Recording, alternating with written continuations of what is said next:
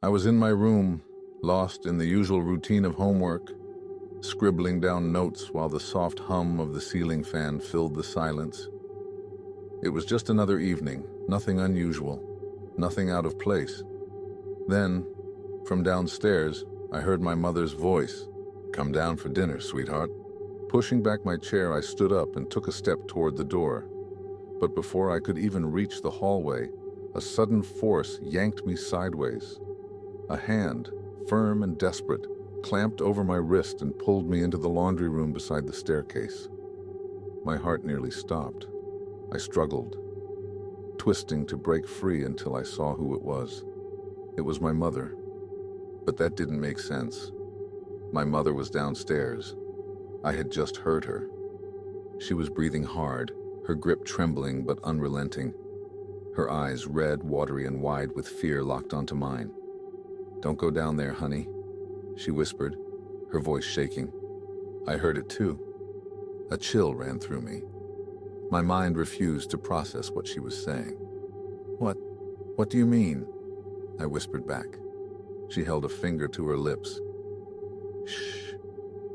From the hallway, the voice called again, gentle, warm, the exact tone my mother used when she wanted me to hurry. "Sweetheart, dinner's getting cold." It was identical in every way. I turned to my mother, the one standing right beside me. "Mom?" My voice barely came out. Her grip on my wrist tightened. "That's not me," she said. My breath hitched. My legs suddenly felt weak, like they might give out underneath me. My mother, this mother, the one holding me, peered past the slightly open laundry room door, her chest rising and falling in shallow, quick breaths. I followed her gaze, my own pulse pounding in my ears. The hallway outside was empty, bathed in the dim glow of the evening light filtering through the windows. The air felt thick, heavy with something unseen. Then slowly, the voice called again. "Come on, sweetheart. Don't be rude." I flinched. It sounded off now, just slightly, as if whoever was speaking was trying too hard to sound like my mother. I felt a wave of nausea rise in my stomach. My real mother pulled me down, crouching behind the laundry baskets, her arms wrapped around me like a shield. We stayed like that, frozen in silence. Then we heard footsteps, soft, measured, moving through the hall outside. My breathing shallowed as I squeezed my eyes shut, willing myself to be invisible, to disappear. The steps slowed right outside the laundry room. I could hear it breathing. Then came the worst part. A quiet, deliberate knock against the laundry room door. 3 slow taps. Then a pause. Then in a voice so perfect, so eerily close to my mother's, it whispered, "I know you're in there." Tears burned my eyes. My mother held me tighter, her hand over my mouth, her body trembling just as much as mine. We stayed like that for what felt like an eternity, until finally, the footsteps moved away. The voice called out one last time, from a distance now, near the stairs. "Maybe next time." Then suddenly, everything went silent. We stayed hidden long after it was gone. Even when the house was completely still, neither of us moved. I don't remember how long we waited, only that eventually my mother carefully peeked out into the hallway, her hands still shaking. It was empty. She didn't let go of me as we made our way back to my room, locking the door behind us. We stayed there the entire night, neither of us daring to sleep. We never spoke about it again. The next morning, the house was exactly as we had left it. Nothing was out of place. No sign of an intruder. No sign that anything had been there at all. But from that night on, we never answered a call unless we saw each other say the words.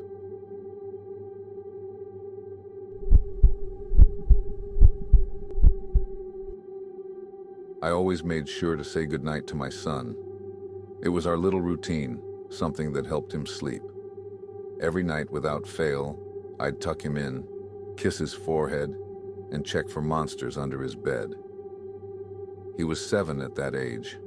The world still had shadows that held secrets, and it was my job to make him feel safe.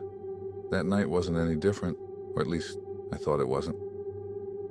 I pushed open his bedroom door to find him already under the covers, waiting. The soft glow of his nightlight cast strange shapes across the walls. He lay there, grinning in a way that made me pause. It wasn't his usual sleepy smile. It stretched too wide, too unnatural. Something about it made my stomach tighten. "You okay, buddy?" I asked. He nodded, but didn't say anything at first. Then, after a moment, his voice came out light, almost playful. "Daddy, can you check for monsters under my bed?" I chuckled. "Again? Didn't I do that last night?" He didn't laugh with me. He just stared, that grin never faltering. "All right," I sighed, kneeling beside his bed. "Let's show you there's nothing to worry about." I lifted the blanket hanging over the edge and peeked underneath, expecting nothing but dust bunnies and forgotten toys. Instead, I found my son. He was curled up, wide-eyed, shaking. His face was pale, lips trembling. He looked up at me, and in the weakest, most terrified whisper he said, "Daddy, there's someone on my bed." I froze. My heart pounded so loudly I could hear it in my ears. My mind scrambled to make sense of what I was seeing. I had just tucked him in. He was lying above me. But here he was, under the bed, terrified. My hands began to tremble as I slowly lowered the blanket back down, cutting off my view of the boy underneath. I swallowed hard and forced myself to look up at the one lying in bed. He was still grinning. My breath caught in my throat.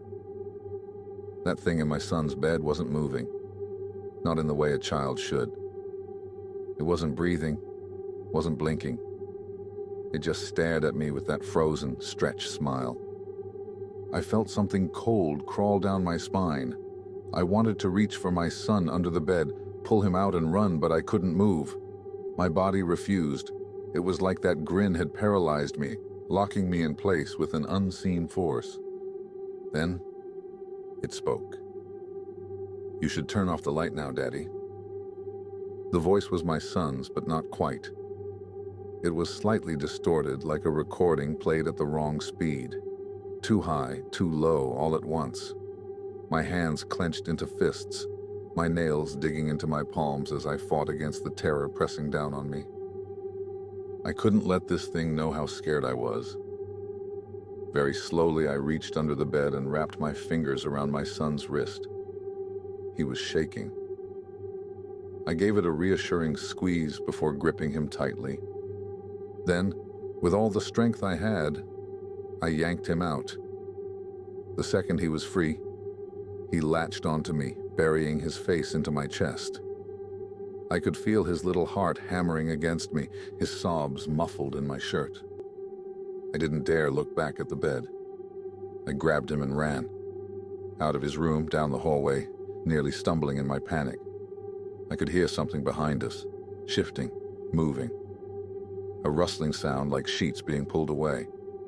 And then footsteps, fast, heavy, following us. I didn't stop.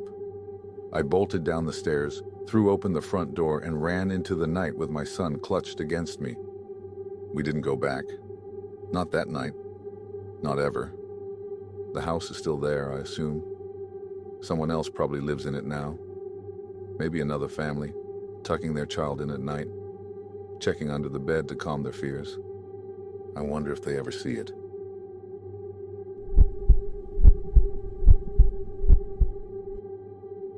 I used to work night shifts at a hospital.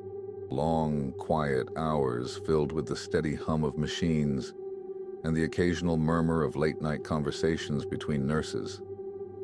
The corridors, washed in dim fluorescent light, had a way of stretching endlessly, making the place feel larger and emptier than it really was. Hospitals have their own rules, their own unspoken traditions. Ours had a system patients wore wristbands, Green meant they were alive and receiving care. Red meant they had passed. It was a simple way to ensure there were no mistakes in patient records, especially in the chaos of an emergency room. One night, just past 2 in the morning, I was asked to fetch supplies from the basement storage. I didn't mind anything to break the monotony of charting and checking vitals. So, I made my way to the elevator, rubbing my tired eyes. When the doors slid open, I saw a woman standing inside. She was a patient, dressed in a hospital gown, her long hair cascading over her shoulders. It wasn't unusual. Some patients, especially those who had been in the hospital for a long time, were allowed to stretch their legs as long as they returned to their rooms by 10. I gave her a polite nod as I stepped in and pressed the button for the basement. That's when I noticed something odd. She hadn't selected a floor. She was just standing there, her arms at her sides, watching the doors as they closed. The elevator hummed as it descended. The air inside felt unusually cold. Or maybe I was just exhausted. Something about the woman unsettled me, but I brushed it off. It was a hospital. People came and went in all states, tired, confused, lost in thought. When the doors opened at the basement level, I barely had time to register the dimly lit hallway before I saw him. A man stood in the distance, barely illuminated by the flickering overhead lights. He was limping toward the elevator, his posture stiff and unnatural.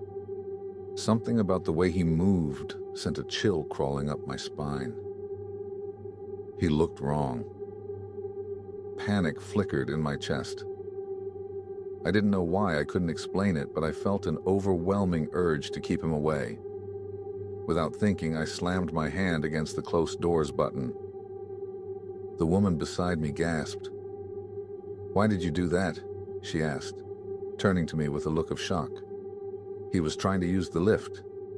My throat felt dry. "Did you see his wrist?" I asked, my voice barely above a whisper. "It was red.